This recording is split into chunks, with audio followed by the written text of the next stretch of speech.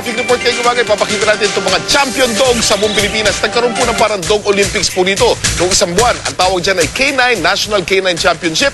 At itong mga aso pong kasama natin dito ngayong umaga sa Umagang Kay Ganda, ito po ang pinakamagagaling na aso sa buong Pilipinas. Sila po'y dumayo pa galing sa iba't ibang probinsya. At ipapakita natin mamaya kung gaano sila kalakas, gaano kagaling, at gaano ka-obedient. Pero silipin muna natin ang lagyan ng trapiko dito po sa EDSA Kamuning. Ito po yung mga champion dogs, mga pitbull. Ngayong umaga, makakausap natin ang nag-organize nitong event na to, yung K9 Championship na ginanap ng isang buwan, si Mark Sales at si Archie David. Sila pong overall organizer ng K9 Summit 07. Halika, kausapin natin. Mark, Archie muna, Archie. Itong asong to, champion yan, di ba? Bakit siya naging champion? Champion yan sa conformation at saka siya din isang nag-compete doon sa obedience competition natin. So, galing pa ng Bataan yan, representative ng Bataan. Galing pa sa Bataan? Yes. Naku, ma'am, saan po ba kayo sa Bataan? Balanga City, Bataan. Balanga City. Ano po ang special na katangian nitong aso ninyo? Complete package dog siya. Conformation-wise, champion. Tapos versatile and very agile siya. Very agile. Weight puller and puller. obedience trial training.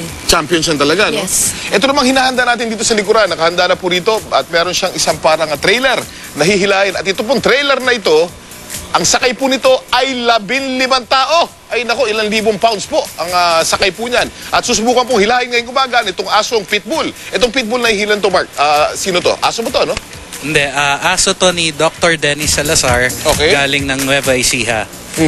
Siya yung nag-champion sa weight pulling competition held nung K9 Sports Summit this year. So, ito bang paghila ng karitelang ganito, talagang gawain niya? Talagang pinapractice ba niya talaga yan? Actually, we are promoting this sport for pit bulls para yung mga into dog fighting, malipat sila. Oh.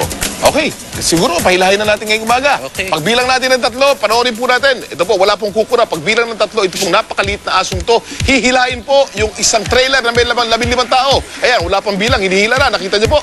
Kayang-kaya po ng aso. Nakita niyo, gumugulong po. At wala pong buwelo yan. Wala pong buwelo yan. Wala pong tumutulak doon sa likod. Pero po, para sa mga, yung mga animal rights activists, ito pong ginagawa ng aso ngayon, ito yung nag-enjoy yung aso, di ba, Mark? Of course. Oo. Ginagawa to ng very well-trained dog. Sabi kasi nila, malupit daw itong ginagawa natin, pinapahila raw ng karitela yung aso. Hindi. Ginagamit lang natin yung innate drive ng dog. Dinadivert natin in such a way na hindi sila nasasaktan.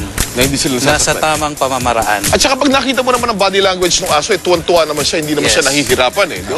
Kung nag-aasok at nag-aalaga ka ng aso, alam mo yung masayang aso sa hindi masayang aso. Tama. So itong ginagawa natin ngayong umaga, demonstration to ng kalakasan ng aso at saka yung aggressive behavior ng aso na isinachannel sa tamang paraan para mas maging mabait yung aso. And if I may add, Yes, Archie. ano yan, with proper conditioning and proper training, you get a dog like that. It's similar to weightlifting ng humans eh. Okay. Pwede ba natin pahilahin pa isa pang beses? Kaya mo ba? Atras natin, sige. diba?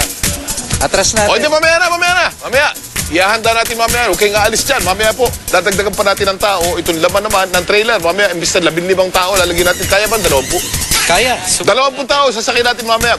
Kaya huwag kayong aalis. Ano po? Ang headline naman ng dyaryo at ang baswerteng Christmas card bulilit. Susunod po yan sa Umagang Kay Ganda.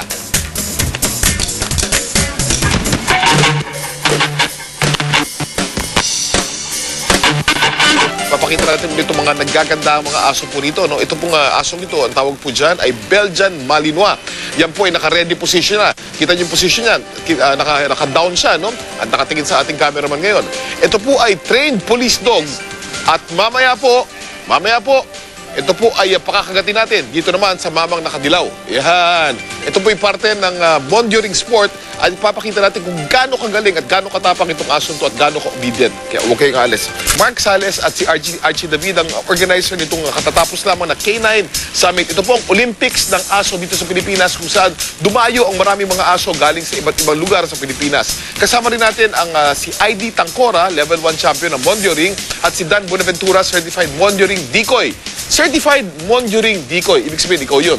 Ang ibig sabihin po ng Certified Monduring Decoy, siya po yung pinapakain sa aso, yung pinapakagat sa aso. Yes, bakit certified? Ba't kailangan pa ng certification yung tao nagsusunod ng ganito? Kasi ang alam mo, ang mga decoys natin, pagka mali ang kilos, maaari nilang, they may cause injury to the dog Oo. and injury to themselves. Okay. So sa amin, nung mga pinakakagat namin sa aso, hindi lang namin hinahayaang magsuot lang and then bite. No, they have to undergo a series of tests, Oo. scrutinized and tested by our international judges. Galing pa sa France yung mga nagsicertify sa At saka kanila. napakakapal ng suot niya, no? Yes. Siguro, ayan, ito namang nakikita nyo sa inyong mga screen, ito pong Belgian Malinois na si Linux, naka-ready na yan, naka-down na yan, ano? At talagang ganadong-ganado na kumagat dito sa ating decoy ngayong Yes, umaga. sir. Yes, sir. Bakit may hawak na stick yung decoy natin? Madalas kasi pag ang aso walang training, ambahan mo lang, natatakot na. Dito sa Monjoring, Okay. papakita natin yung tibay ng didib ng aso. Ayun na, nakaporma na yung aso. Pwede ba natin pa-demo ngayon? Pakagat sige. natin. Mapagbilang Isa natin ng tayong, 3. Okay. Set up tayo. Set up. Okay. Teka muna. Dali muna. Okay. Lapit ka ng konti. Okay. Pagbilang ko ng 3, ha? Ayan, naka-down na po ang aso ngayon. Naka-down. Naka-ready na po yan. Itong bantay dito sa yung amo usually, ano? Yes. Okay, yung trainer. Pagbilang ng 3, ipaatake po natin dun sa certified decoy na nakadilaw. Okay? 1, 2, 3. Ayan na po, nakita niyo po, at kumagat po, at kinagat po sa sigmura, ito po, at habang pinapalo, ano, makikita niyo po, may training po pala itong decoy, kailangan po hindi siya masyadong magaslaw ang kanyang galaw, dahil pagka sumobra po ang kanyang galaw, nakikita niyo, nakalock po yung ipin ng aso. Pag nagkamali po yan, pwede pong ma-injure ang aso, pwedeng mabalian ang leg. Tama, ano? Tama. At pwede rin ma-injure yung decoy. At tignan niyo po, ayaw pong bumitaw ng aso. Ayan, umiikot-ikot siya. Okay lang ba lumapit ako rito? Yes, sir. Hindi magagalit sa akin yung aso. Kita niyo, umiikot-ikot siya. Ano ang pakiramdam ng kinakagat? Masakit? Hindi, no? Makapal yung ano mo eh, yung suot mo eh, no? Okay lang. Hindi po bumibitaw. Medyo Kailan masakit. bibitaw ngayon? Kailan bibitaw yung aso? Sa sipol. Okay, si sipol po. Pag sipol mo, bibitaw yung aso. Tignan po natin. Okay. Bah, kita niyo naman, ha? Pag sipol, bumitaw ang aso, bumalik sa amo. Ang galing ng aso. Okay, ano naman ang reward na binibigay mo dyan pagkatapos ng ganyan? Normally, pag sa training, meron tayong tag toy na binibigay. Yun yung parang kinakagat niya na maliit na sako. Yun ang reward. Ngayon, pagka tapos na yung aso, the praise itself ng amo ang reward niya. Okay, babalik tayo mamaya, ha? Thank you. Mamaya naman, ipapakita naman natin yung agility. Yes, sir. Yung aso naman na umiikot-ikot, pasikot-sikot at wala pong tali. Pero ang gagaling nito mga aso to. Ito, tandaan po natin, itong mga aso nakikita po natin sa umagang kay ganda. Ito po ay mga pinakamagagaling na aso sa buong Pilipinas. Panalo po ito dun sa K9 Championship. Parang Olympics po yan ng aso. Sa isang tanong, isang sagot contest, at tanong po natin, sino ang finance expert na may payo sa atin tungkol sa pagtitipid ng Christmas bonus? Itawag lang po natin ang sagot natin. Alex Pinky, ang tawag dito mga whip po. Dito magpapasikot-sikot ang mga aso. At papakita natin mamaya kung gaano kagagaling itong mga aso sa kanilang agility. Try po tayo dito sa ating mga guest dogs. Ngayong umaga. Hindi kayo, ha? Hindi, biro lang, ha? Si Archie at saka si Mark. Ano naman ang gagawin nitong ating mini schnauzer at saka itong vegan ngayong umaga? Bale, babaybayin nila yung V-pole na yan. Isa-isa nilang parang sinusulsi ang mga poles. Just like what we see in the ESPN Great Outdoor Games. Ayun, o game. Simulan natin. Pwede na simulan? Are you ready, Rip? Okay. Yan, nakikita niyo po yung mini schnauzer at yung amo niya, nakita niyo po sinusundan po niya, no? At maingat yung aso na hindi siya tumatama dun sa mga weak pole. Ayan po, napakabilis po. Itong aso to nanalo dun sa K9 Championship na ginanap po Mariel. sa buwan. O next naman, ito naman Beagle. O hinahanda na rin siya, no? Kailangan katabi yung amo, no? Habang ginagawa ng aso yan.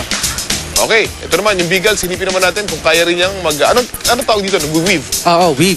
Weaving. Ayan po, kita niyo po, ang galing po ng aso. Isa pong Beagle yan at ang galing talaga. Okay, panalo-panalo. Tandaan po natin, ito po mga asong ito po mga the best dogs dito po sa Pilipinas na doon sa inyong K9. K9 Sports Summit. Okay, ibitahin niyo mga nanonood sa atin. Kung gusto sumama doon sa ano niyo, sa grupo ninyo. O doon sa next contest niyo. Yes, next year would be an exciting year for all dog enthusiasts. So, dun sa mga interesadong pumunta at mag-join sa iba't ibang competition ng aso, just contact us through Kuya Kim and I'm sure ABS will help you out with your needs. Okay, thank you very much. Ito naman po mga showbiz balita, hatid ni OG Diaz.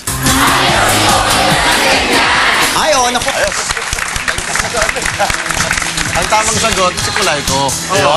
Alias Topak. Yeah. Nickname niya Topak eh. Hanapin niyo lang po si Cres Matias Garcia. Alright, magbabalik pa rin po ang Umagang Kay Ganda!